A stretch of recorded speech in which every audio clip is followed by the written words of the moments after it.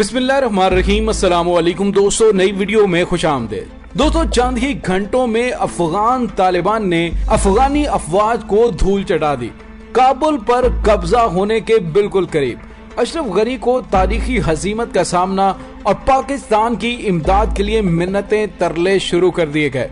Video की तफसील में जाने से पहले आप देख रहे हैं हकीकत की दुनिया डॉक्टर अली के साथ। हमारा चैनल सब्सक्राइब करके घंटी के निशान को दबाना मत भूलिएगा।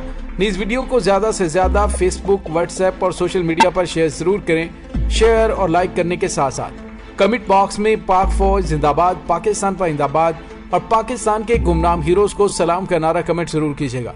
दोस्तों, आखिर वही हुआ है जिसका खदशा जाहिर किया जा रहा था।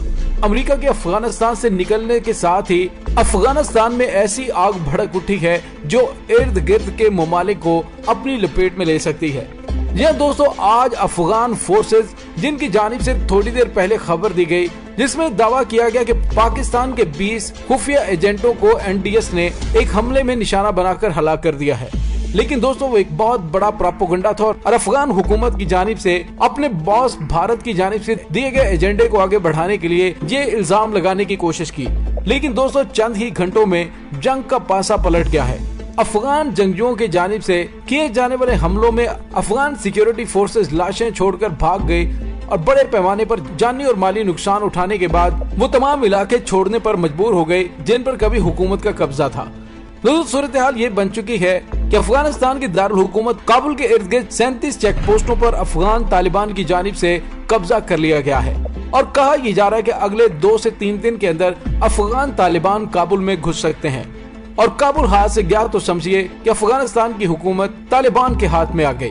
दोस्तों, यहाँ पे आपको ये भी बताते चलें कि इस वक्त अफगानिस्तान के तूलो अर्ज में बड़े पैमाने पर जंग छिड़ चुकी है और दोस्तों, अफगानिस्तान में तालिबान का यही मौकफ है कि अमेरिका से उन्होंने 20 साल तक जंग सिर्फ इसलिए लड़ी ताकि अफगानिस्तान में इस्लामी हुकूमत के कयाम को अमली तौर पर यकीनी बनाया जा सके। और दोस्तों, यहाँ पे आपको ये भी बताते चलें, जो ताज़ा तरीन पेशरफ सामने आ रही है वो ये है कि अफगानिस्तान में तालिबान की जानिब से अपने जेर कब्जा इलाकों में शरई अदालतें भी कायम की जा चुकी हैं। दोस्तों, गैर मुल्की खबर इस तरह एजेंसियां बता रही हैं कि हलमंद के दारुल हुकूमत लश्करगाह के नवा में जंग शुरू हो जाने के बाद से अब तक 1000 से ज्यादा कुंबे अपने घर छोड़कर फरार हो चुके हैं। उन लोगों ने लश्करगाह में पनाह ले रखी है और ये उन इलाकों से आए हैं जहां पिछले कुछ दिनों से शदीद जंग जारी है। दोस्तों, अफगानिस्तान से 1 मई से बकिया अमरीकी फौजियों की वापसी शुरू होने के बाद से दीगर इलाकों में भी लड़ाई की खबरें मौसूल हुई हैं।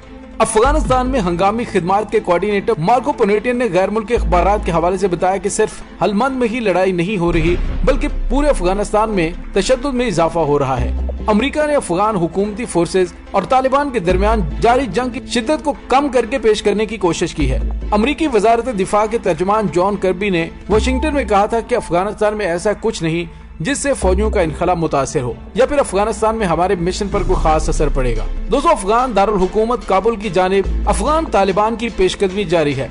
दारुल हुकूमत काबुल और उसके करीबी इलाके बगराम एयरबेस पर मामूल से ज्यादा अमरीकी हेलीकॉप्टरों की गूंज सुनाई दे रही है और अफगानिस्तान भर में सिक्योरिटी हाई अलर्ट है ताकि अफगान सरजमी से निकलते वक्त अमरीकी फौजियों पर किसी भी किस्म के मुमकिन हमले नाकाम बनाए जा सके। दोस्तों, अमरीका ने कतर में मौजूद अपने फौजी अड्डे पर 2 B-52 बम्बार खड़े किए थे। उन तैयारों को भी मुमकिन सूरत हाल से निमटने के लिए अफगानिस्तान में बुला लिया गया है। दूसरी जानिब अफगानिस्तान के सियासी अकाबरीन और हुकूमती अराकीन का कहना है कि उन्हें एक जिम्मेदाराना फौजी इनखला की उम्मीद थी।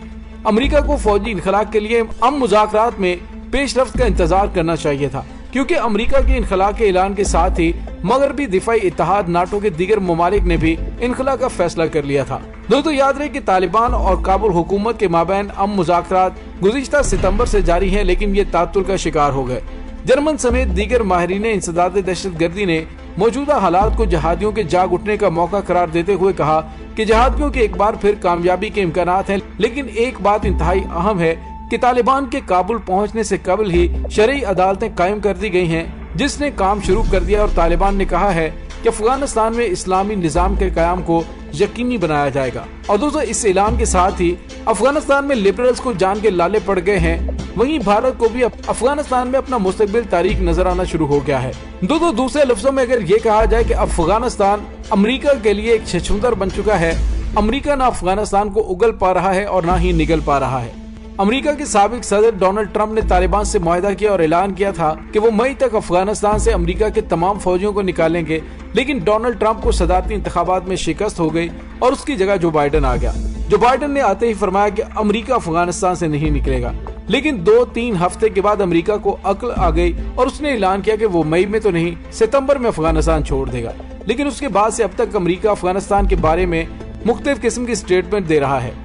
अमेरिका एक जानिब अफगानिस्तान से इनखला कर रहा है तो दूसरी जानिब उसने ऐलान किया कि वो फौजियों की बाहिफाजत वापसी के लिए लड़ाका तैयारे अफगानिस्तान भेज रहा है। अमेरिका के वज़ीर ख़ारिजा एंटोनी ब्लिंकन ने इंटरव्यू में कहा था कि अमेरिका अफगानिस्तान से नहीं जा रहा और वो अफगानिस्तान से अपनी फौजें वापस बुला रहा है। उन्होंने ये भी कहा कि अमेरिका अफगानिस्तान की गेम में शामिल रहना चाहता है। उन्होंने ये भी कहा कि अफगानिस्तान में पाकिस्तान का भी एक किरदार है, ताहम उन्होंने कहा कि अमेरिका पाकिस्तान को बाबर करवाना चाहता है कि ये किरदार उसके मुफाद में है। दोस्तों, अमेरिका से अफगानिस्तान के सिलसिले में ताज़ा तरीन धमकी ये आई है कि अगर तालिबान ने मुआहदे की खिलाफ वर्जी की तो अमेरिका अफगानिस्तान में दोबारा अपनी फौज भेज देगा। दोस्तों, अमेरिका ने मजीद कहा है कि वो अफगानिस्तान में अमन को सबूताज नहीं होने देगा।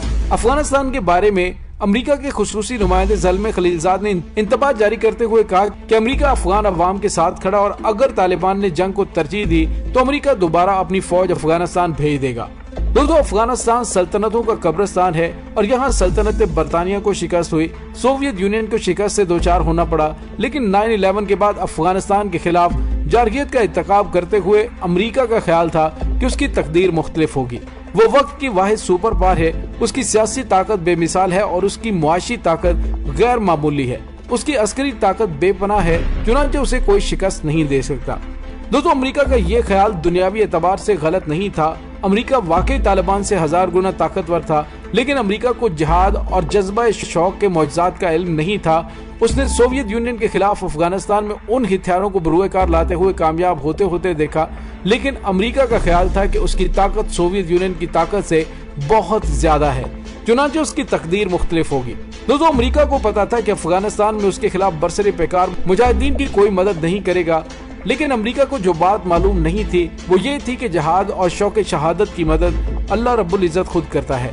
चुनांचे अफगानिस्तान में भी यही हुआ।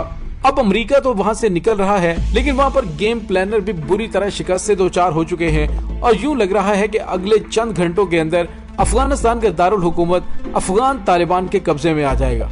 दोस्तों, इसके साथ ही डॉक्टर अली को इजाजत दीजिए। इंशाल्लाह बहुत जल्द मिलते हैं एक नई वीडियो में। तब तक के लिए अपना बहुत सारा ख्याल रखिएगा। पाक फौज जिंदाबाद, पाकिस्तान पर जिंदाबाद, पाकिस्तान के गुमनाम हीरोज को सलाम, अल्लाह वारिस।